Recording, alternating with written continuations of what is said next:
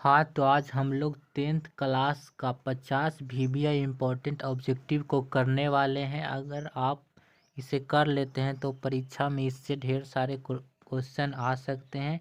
ये सभी प्रश्न हर बार परीक्षा में आते हैं। तो चलिए वीडियो को स्टार्ट करते हैं। अगर आप हमारे चैनल पर नए हैं तो चैनल को सब्सक्राइब ज़रूर कीजिएगा और अपने दोस्तों के पास भी शेयर ज़रूर कीजिएगा। चलिए स्टार्ट करते हैं। तो आज का पहला क्वेश्चन है कि बुढ़ापे में इंसान बिल्कुल बच्चा बन जाता है। इस वाक्य में बुढ़ापे कौन सी संज्ञा? तो यह एक भाववाचक संज्ञा होगा। चलिए आगे बढ़ते हैं। दूसरा क्वेश्चन है विशेषण के मुख्यतः कितने भेद होते हैं? तो विशेषण के 4 भेद होते हैं। इसका आंसर ए हो जाएगा। तीसरा क्वेश्चन है आपने क्या खाया? इस वाक्य में क्या कौन सा सर्वनाम है? तो यह एक प्रश्नवाचक सर्वनाम है। इसका आंसर सी हो जाएगा। चौथा क्वेश्चन है भविष्यत काल के कितने प्रकार हैं? भविष्यत काल के कितने प्रकार होते हैं? भविष्यत काल के 3 प्रकार होते हैं। इसका आंसर हो जाएगा बी। अगला क्वेश्चन है दध्योदन का संधि विच्छेद क्या होगा?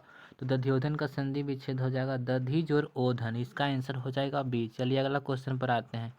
अगला क्वेश्चन है राम ने भिखारी को पैसे दिए। इस वाक्य में को किस कारक की विभक्ति है? तो यह हो जाएगा कर्ता ने कर्म को, यानी कि कर्म कारक हो जाएगा। चलिए आगे बढ़ते हैं।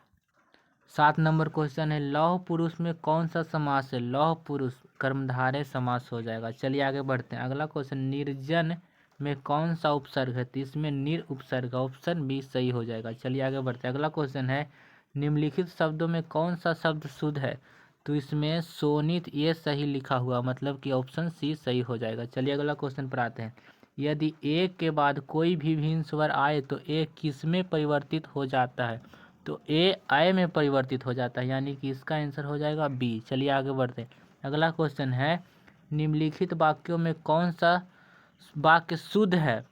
पहला है कि आपसे दर्शन कब होंगे, यही शुद्ध वाक्य है। तो इसका आंसर हो जाएगा ए। चलिए आगे बढ़ते हैं। 12 नंबर क्वेश्चन हाथ साफ करना मुहावरे का सही अर्थ क्या है? हाथ साफ करना मतलब कि चोरी करना। इसका आंसर हो जाएगा सी। अगला क्वेश्चन है कि निम्नलिखित शब्दों में कौन सा शुद्ध शब्द है? तो हितैषी ये वाला सही लिखा हुआ है, मतलब कि ऑप्शन सी सही हो जाएगा।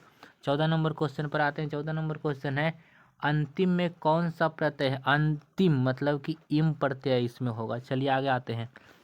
अष्टाध्यायी में कौन सा समास है? अष्टाध्यायी मतलब यहाँ पर अष्टा मतलब क्या होता है? 8 होता है। तो 8 संख्या हो गया, तो संख्यावाचक किसमें होता है? द्विगु समास, यानी कि इसका आंसर हो जाएगा ए। चलिए आगे बढ़ते हैं। अगला क्वेश्चन है भारत में बेरोजगारी का एक प्रमुख व प्रत्यक्ष कारण क्या है? तो यह जाति प्रथा हो जाएगा। चलिए आगे बढ़ते हैं। 17 नंबर क्वेश्चन है कि पेड़ का कमरा किनकी रचना है? तो यह विनोद कुमार शुक्ल की रचना है, यानी कि ऑप्शन ए सही हो जाएगा। अगला क्वेश्चन है कि B.R. नारायण ने किसी कहानी का अनुवाद किया है? तो यह दही वाली मंगवा का अनुवाद किए थे। चलिए अगला क्वेश्चन है कवित्री अनामिका का जन्म कब हुआ था? तो इनका जन्म 1961 ईस्वी में हुआ था। कब हुआ था? 1961 ईस्वी में। आगे बढ़ते हैं। 20 नंबर क्वेश्चन है घनानंद की भाषा क्या है? तो इनका ब्रज भाषा है। क्या है? ब्रज भाषा। किसके अनुसार सेनों ने सिद्धांतों को भी बदल दिया? तो खोखा के अनुसार। क्या? खोखा के अनुसार, यानी कि ऑप्शन बी सही हो जाएगा। अगला क्वेश्चन पर आते हैं। अगला क्वेश्चन है कि दारिस नामक सोने के सिक्कों से भरा घड़ा किसे मिला था? तो यह एक राजा था जिसका नाम था वारेन हेस्टिंग। इसको ही मिला था सोना का सिक्का का घड़ा। चलिए आगे बढ़ते हैं।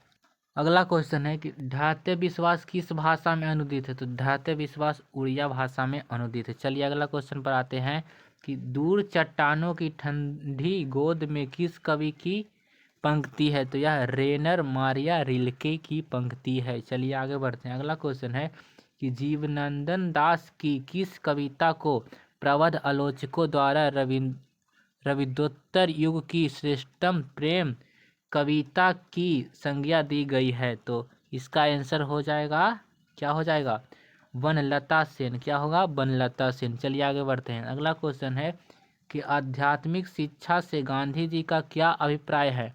तो इनका अभिप्राय है कि हृदय की शिक्षा, यानी कि ऑप्शन डी सही हो जाएगा। चलिए आगे बढ़ते हैं। 27 नंबर क्वेश्चन है कि अबिन्यो में 19 दिनों के प्रवास के दौरान लेखक ने कितने गद्य की रचना की? तो 27 गद्य की रचना की थी। ऑप्शन ए सही हो जाएगा। चलिए अगला क्वेश्चन है कि धरती कब तक घूमेगी किस भाषा में अनुदित है? तो यह राजस्थानी भाषा में अनुदित है, यानी कि ऑप्शन इसका सी सही हो जाएगा। चलिए आगे बढ़ते हैं। अगला क्वेश्चन है कि पंपाती को कौन सा रोग था? तो इसको मेनिनजाइटिस था, यानी कि ऑप्शन डी सही हो जाएगा। चलिए आगे बढ़ते हैं। अगला क्वेश्चन है कि बीरेन डंगवाल को किस कृति के लिए साहित्य अकादमी पुरस्कार मिला था? ऑप्शन ए इसी दुनिया में, ऑप्शन बी दुष्चक्र में सृष्टा, ऑप्शन सी पहल पुस्तिका, ऑप्शन डी कवि ने कहा। तो इसका ऑप्शन बी सही हो जाएगा, दुष्चक्र में सृष्टा। चलिए आगे बढ़ते हैं। अगला क्वेश्चन है परदेश की विद्या पढ़ने का क्या परिणाम हुआ? तो सबकी बुद्धि आध्यात्मिक हो गई, यानी कि इसका आंसर सी सही हो जाएगा। अगला क्वेश्चन है कि नगर कहानी किस लेखक द्वारा रचित है? सुजाता के द्वारा, यानी कि ऑप्शन डी हो जाएगा इसका सही आंसर। चलिए आगे आते हैं। अगला क्वेश्चन है कि लेखक के अनुसार मनुष्य के नाखून किसके जीवंत प्रतीक है? तो यह पाशवी वृत्ति के प्रतीक है। चलिए अगला क्वेश्चन पर आते हैं। हजारी प्रसाद द्विवेदी का जन्म कब हुआ था? तो इनका जन्म 1907 ईस्वी में हुआ था, यानी कि ऑप्शन ए सही हो जाएगा। चलिए आगे बढ़ते हैं।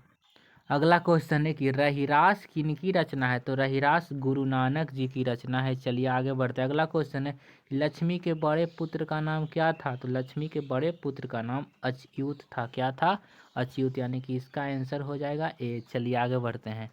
अगला क्वेश्चन है कि एक वृक्ष की हत्या में कवि शहर को किससे बचाने की बात करता है? तो नादिरों से बचाने की बात करता है, यानी कि ऑप्शन सी इसका सही हो जाएगा। चलिए आगे बढ़ते हैं। अगला क्वेश्चन है कि गांधी जी का दक्षिण अफ्रीका प्रवास कब से कब तक था?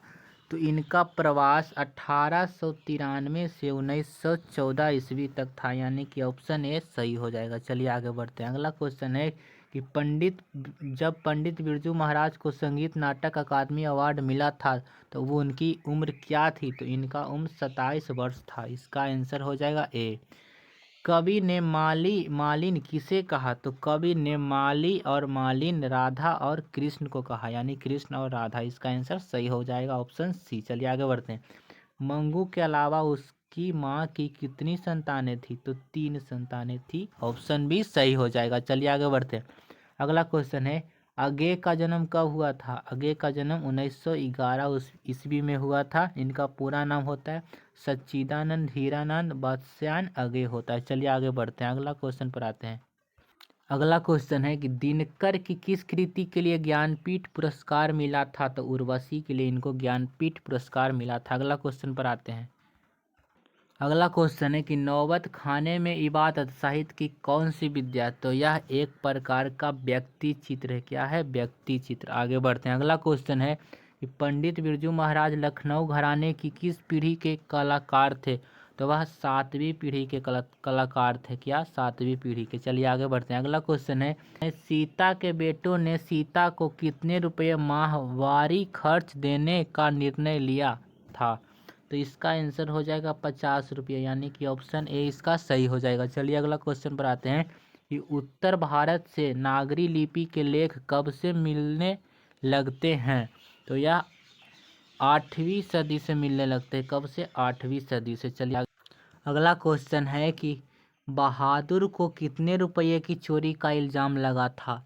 तो बहादुर को 11 रुपये की चोरी का इल्ज़ाम लगाया गया था। इसका आंसर हो जाएगा बी। अगला क्वेश्चन है कि भारत माता कविता में भारत का कैसा चित्र प्रस्तुत किया गया है? तो इसका आंसर हो जाएगा यथा तथ्य चित्र प्रस्तुत किया गया था। चलिए आगे आते हैं।